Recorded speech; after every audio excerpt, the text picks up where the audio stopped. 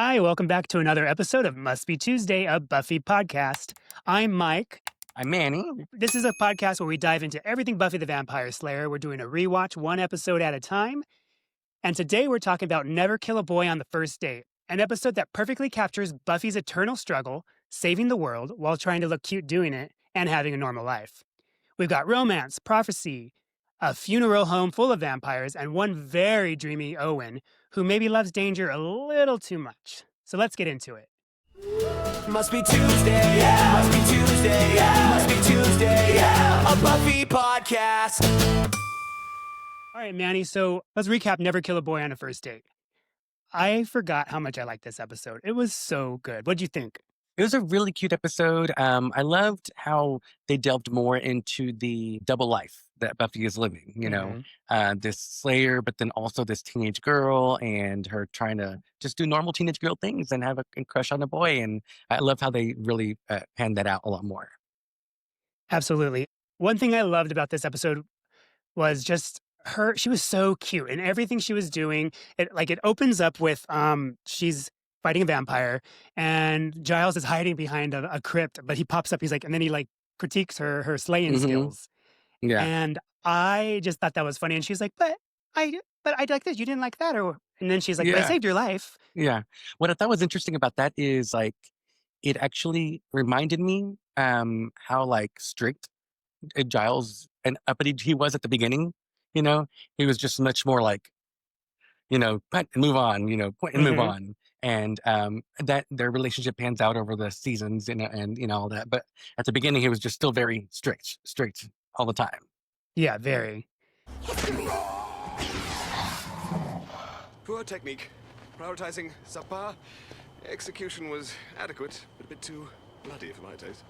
Giles, don't mention it. It was my pleasure to make the world safe for humanity again. And also, but this episode, you kind of see Giles kind of warm up a little bit to the idea of, he doesn't like the idea of his Slayer having a normal life, but he kind of allows it in a way. Like he's like, okay, well, I guess, Just to quickly recap this episode, the Master receives a prophecy about the Anointed One, a warrior who will lead Buffy to her death, basically, the Slayer.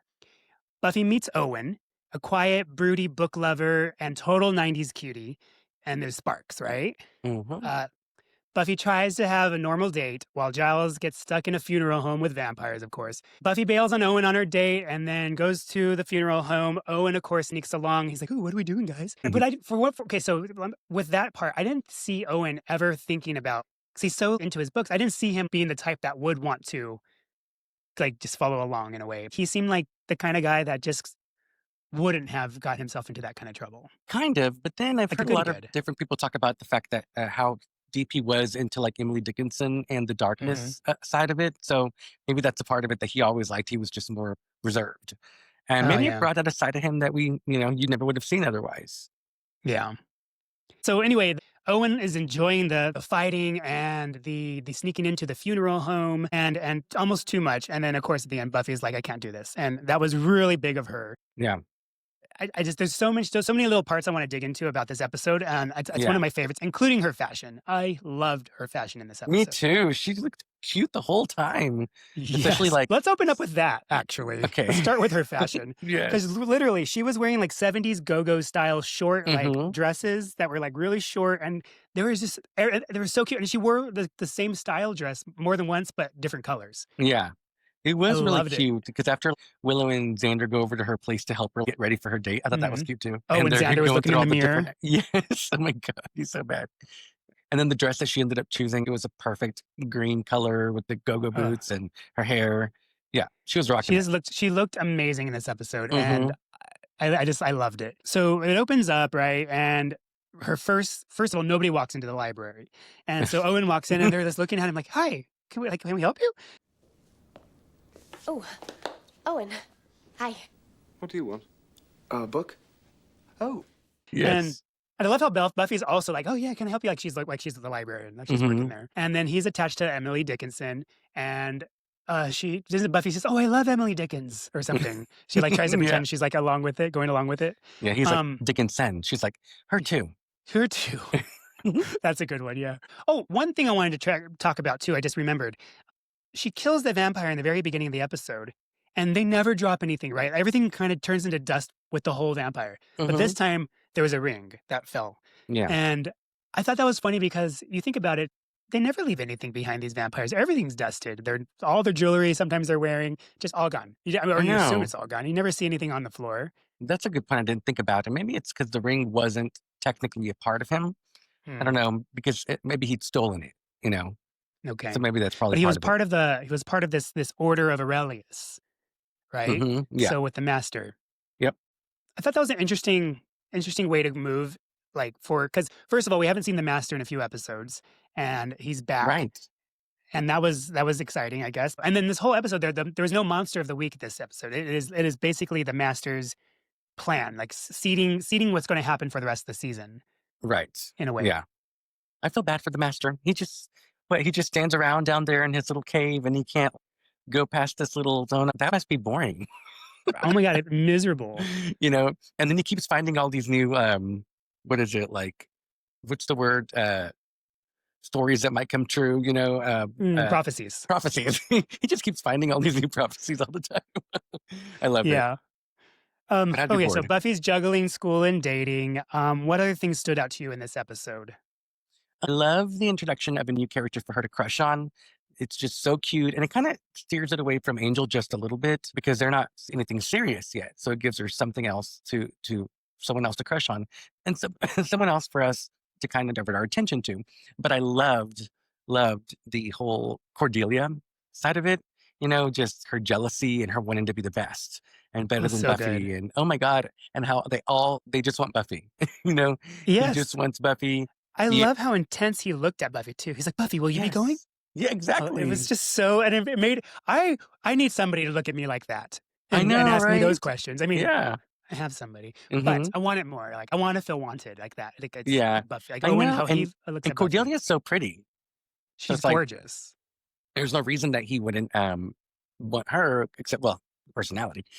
Yeah. But I mean, she it's keeps probably trying. he's exactly, yeah. It's probably like he's seen Cordelia throughout the years and was just kind of like, she's so rude and so mean, and that, Mhm, you know, I wouldn't want to be with her. mhm. So then that whole thing happens in the cafeteria at the table. It's like, oh, wow. Cordelia's hips are bigger than I thought, or wider than I thought. Wider than I thought, yeah. Boy, Cordelia's hips are wider than I thought. And then when they're at the bronze and Buffy shows up late, Oh, and because they're dancing. because of the prophecy. Yeah. And she's rubbing all over him. She has her Mhm. hands all over him. Oh, And she's you can really tell he getting looks into it. uncomfortable the whole time. Yes, you can. But Buffy couldn't tell. No, Buffy was in her feelings. Yeah, she was all up in her feels. And then towards later in the episode, where Angel comes in, and that's where she says salty goodness, and she's Well, like, with her crimp hair too. I wasn't sure if I liked that or not. I love it. It was Do you? cute. Yeah, It looked good on her, but also I was like, that is so 90s. Like, it it's- is.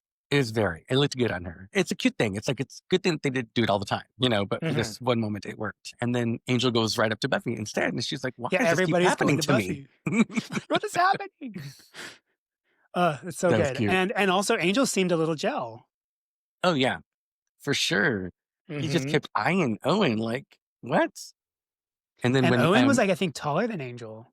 oh, maybe I Because didn't it notice looks, that. Owen was ginormous. First of all, he is dreamy, so dreamy. Yeah, he's cute. Early standout guest character. Mhm. His attraction to danger, though, was what ultimately made Buffy decide this wasn't the right path. Although I was like, oh, it's just I kind of wanted it to happen, even though I knew it wasn't going to happen. Yeah. I wanted it to happen because he's so cute. Yeah, but it can't happen because Angel.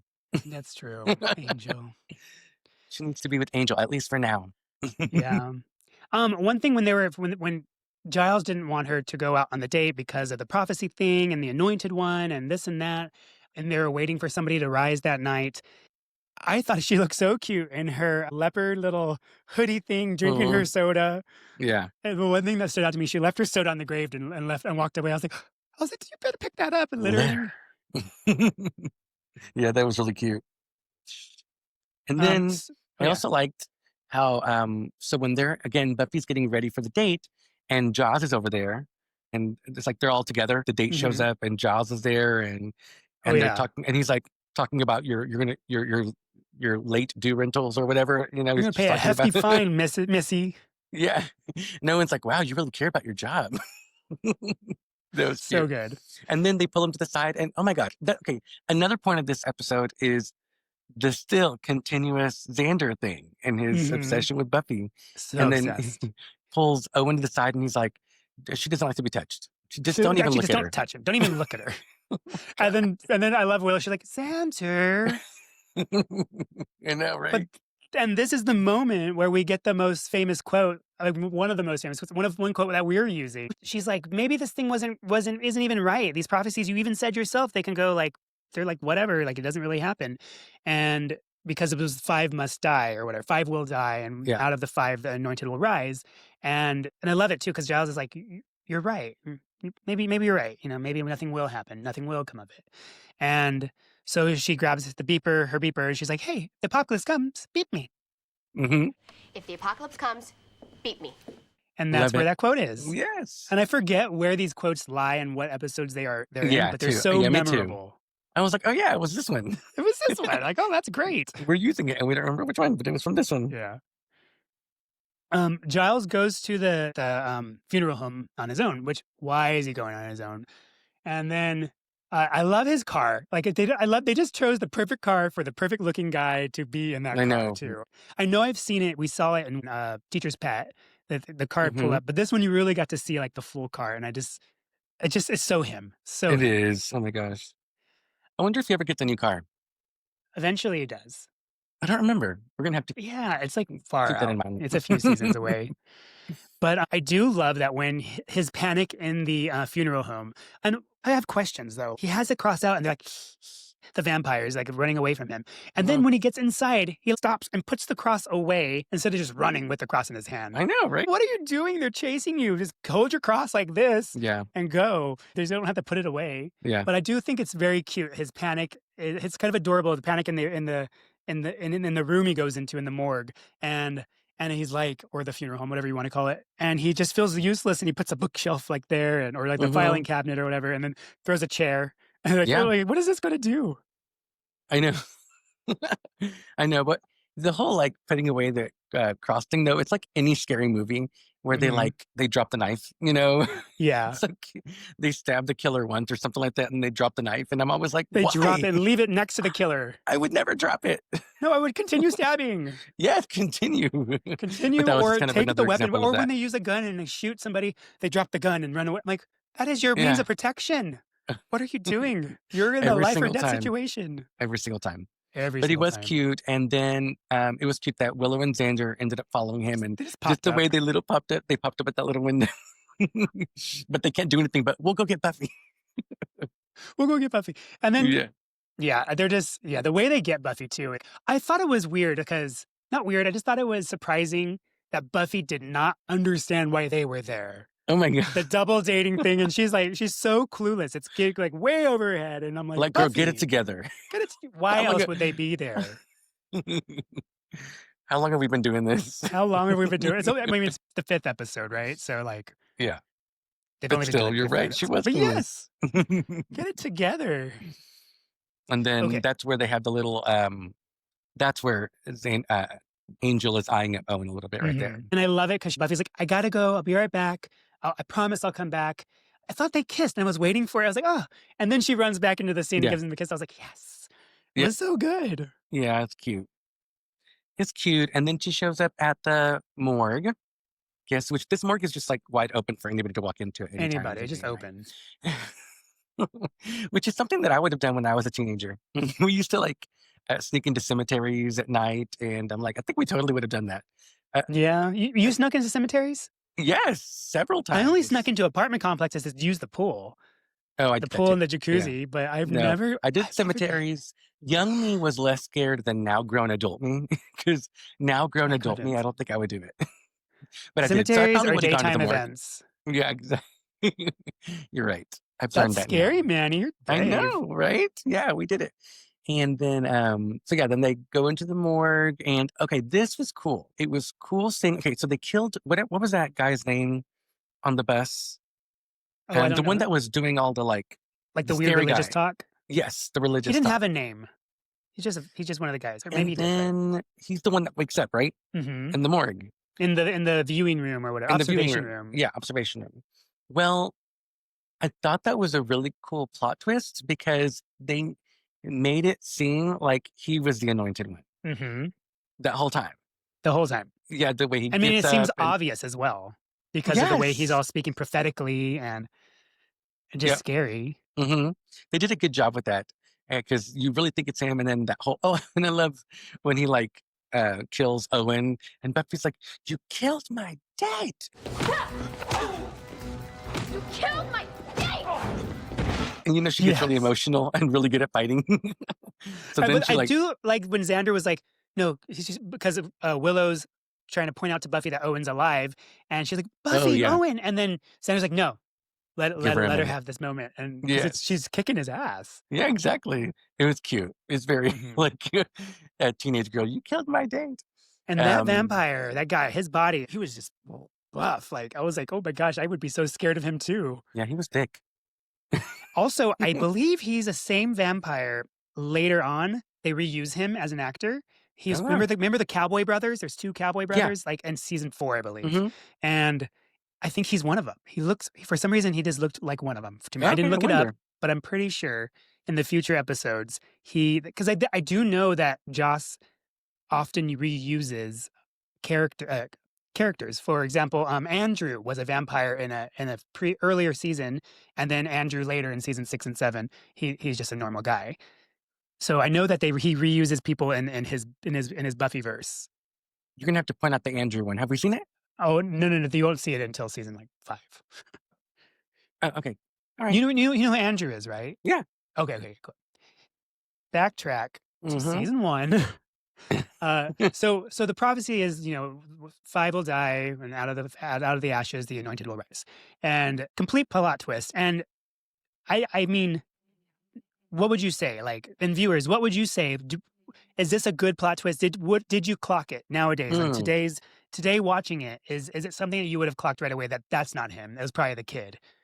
I mean, I wouldn't have. I don't know. If y'all did out there, like that's a good Because the one. kid had like this much screen time in that car with his little plane, and then Yeah. and then you didn't even see him die. You didn't even know if he died. Yeah. Like Exactly. Yeah. that's what I say. I never saw it coming. I enjoyed it. That was good. I don't remember like getting that thought back then when I watched it before, but this time I was like, oh, okay. I see what they did. Yeah. That was cute.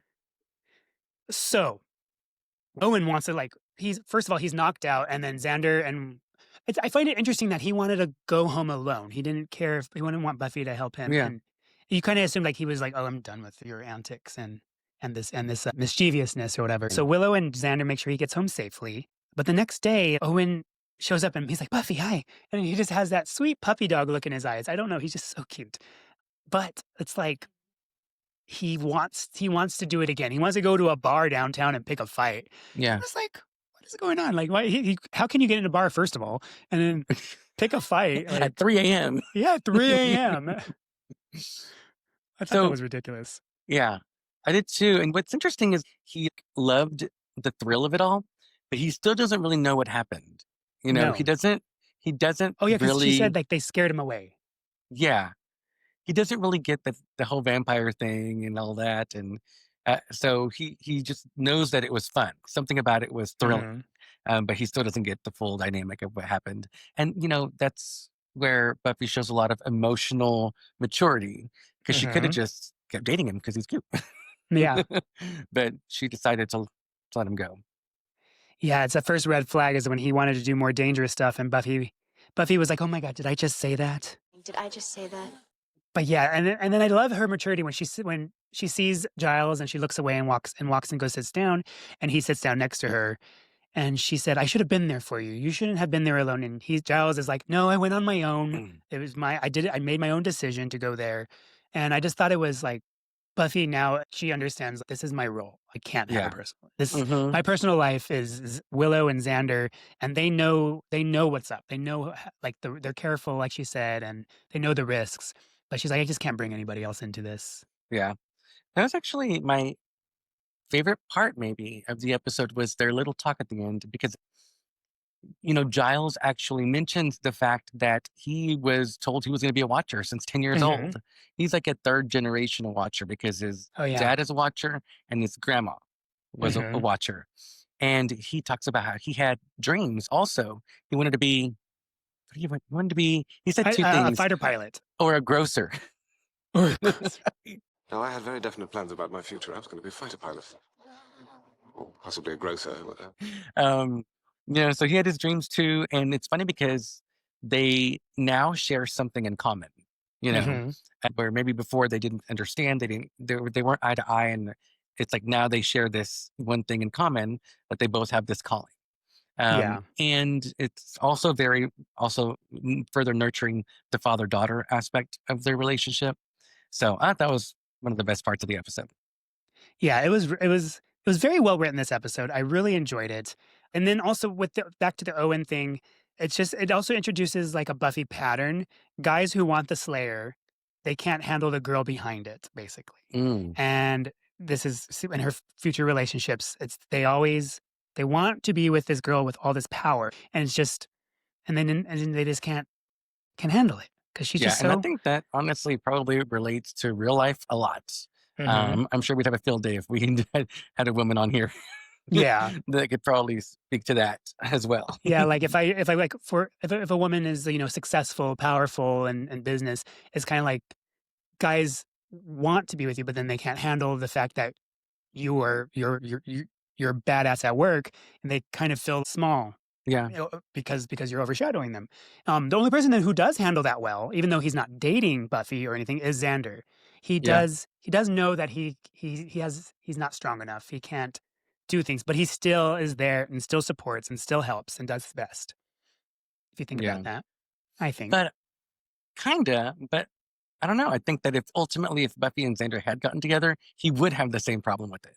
I think he would. eventually, Yeah, that's why it's better in the friend zone. yeah, exactly. Yeah, his jealousy is childish, but also believable because it's just him. And also, I believe any guy, like if you have a bestie that, or not, or somebody, a girl bestie, then you're in love with them. And for Xander, example, is just that any attention from any other guy, like it hurts inside. And I'm sure Willow is feeling all this pain as well because seeing Xander crush on Buffy. Yeah, Poor exactly. Willow. That's right. I believe it. So Yeah. at the end, we have this child who is the anointed one. And you're like, oh, Mhm. okay. And you just Cute. assume he's already a vampire at that point, or do you assume that he's a child they abducted? But what do Wait a you minute. like? I mean, it does say I don't five know. die. It does say five die, and I think and the shot in that bus. What kind of bus were they? Where were they going? Oh, he Anyway, is a vampire.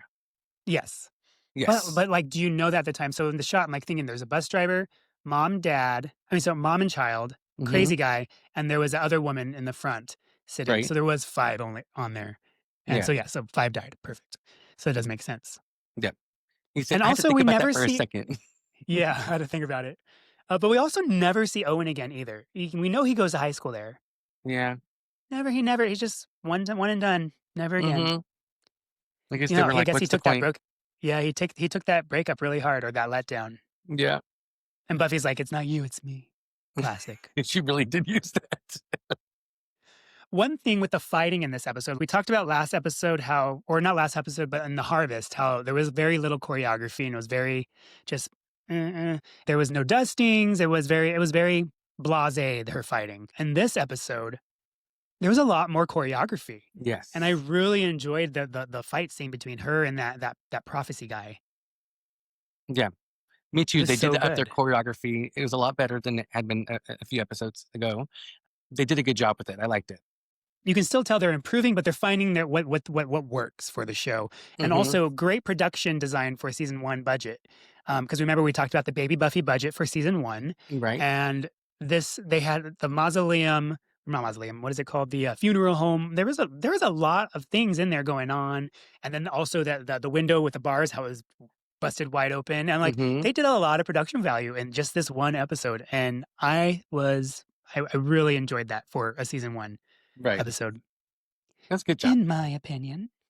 I guess with this episode, what's your final verdict? If you got to give it a steak rating, or what can we say for this one? Oh my God. Boyfriend rating. How many hearts would you give it this episode? Oh, we're doing hearts. I don't know. I'm trying to think because she was in love, she's trying to be in love, dating.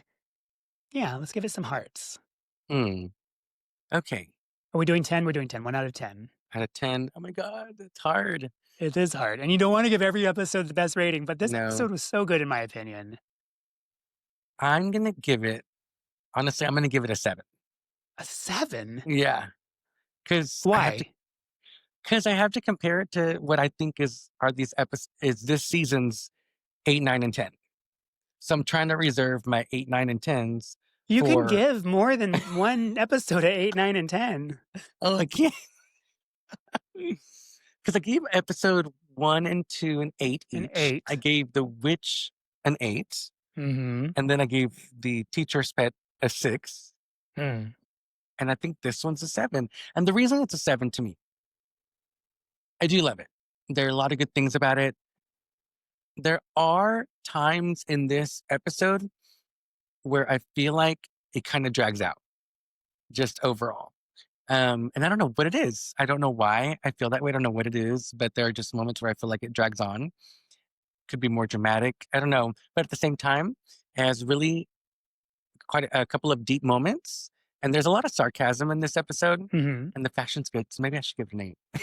Fashion is probably the best I've seen so far in this season. I'm going to Okay, stick with my well, 7. Stick with your 7. Yeah. I'm going to give it an 8.5. Wow. Okay. So I don't know what that makes Loved it. I guess we'll just meet in the middle and call it an 8 out of the overall rating. Yeah, we can go with 8. Average. Mm-hmm. I just thought it was one of the better episodes. I think it pulled on some of my heartstrings as well, with just the relationship between Giles and Buffy growing. Yeah. Her being cute and just being like dreamy and all like obsessed with the thought of Owen, and just like trying to be completely normal and girly and just enjoy a date for once. I thought the Apocalypse Comes Beep Me was, just classic, iconic. Yep. And I just really enjoyed it. And that's why I give it an 8.5. Do you have a 10 this season? Don't tell me, but don't tell me if what it is, but the thinking back of like your favorite episodes. I think I do. Okay. I think I might have 2. I think I might have And 2 then 10s. at the end, we're going to have to rate the whole season in a whole. I know. Well, exactly. I guess we can't. Oh, because when you I don't know how we do that. Well, I don't know how to do that either. So, listeners, would you date Buffy if you knew she was the Slayer? Would you date somebody, Manny, if you knew they were a police officer or somebody who has to be in a line of duty and protection and in danger all the time and puts that first before you? I would not date them because of that. Yeah. So I guess I would. Just okay. Yeah, I wouldn't. That wouldn't be something that I would exclude them for, especially if it were someone such cool and beautiful as Buffy. And if you're looking at it, are you team Owen or are you team wrong girl, red flag, get out of here? Oh my God. I don't know. That's a good. I feel like if Angel weren't there, I'd be like, let's give him a chance. Yeah, and also it's like you can let some people in. Like you let Willow and Xander, who aren't really strong, and Owen could be strong. You don't know, and it's like, well, be safe. And like you have to let them know the rules and whatever. And he was too much of an adventurer, and not adventurer, but too much of a thrill seeker after that. So I would say no. Run, girl. Okay, gotcha. Run. Okay, well, and she ran. She did. She sure did. All right. That wraps up this episode for Must Be Tuesday, a Buffy podcast. Yay. Next time on Must Be Tuesday, we're heading into season 1's wildest behavior: hyenas, hazing, and Xander acting weird, really weird. It's the Pact. Ooh. The Pack. I love and trust us, Pack. This one gets feral. It is it is a good episode, actually, now that I'm thinking about it. It's ridiculous, but I love it. Yeah, I love it. And it's also one that they refer back to like several times. Oh yeah. Later on. So it's a good one. I think it's good. Also, if you enjoyed this podcast and you want to hear more and want to support us, hit that like button, like and subscribe. We post every Tuesday. We're doing a full rewatch of Buffy the Vampire Slayer. You can also check out our website at buffytuesdays.com. We're also on social media on TikTok, Instagram. And if you have any questions, you can submit your questions at buffytuesdays.com or email us directly at buffytuesdays@gmail.com. And until next Tuesday, if the apocalypse comes, Beep us. thanks for watching. Until next Tuesday, keep your stakes in line. If the apocalypse comes, beep us anytime. We're your Scooby Gang, we've got your back. Just don't invite vamps or a midnight snack.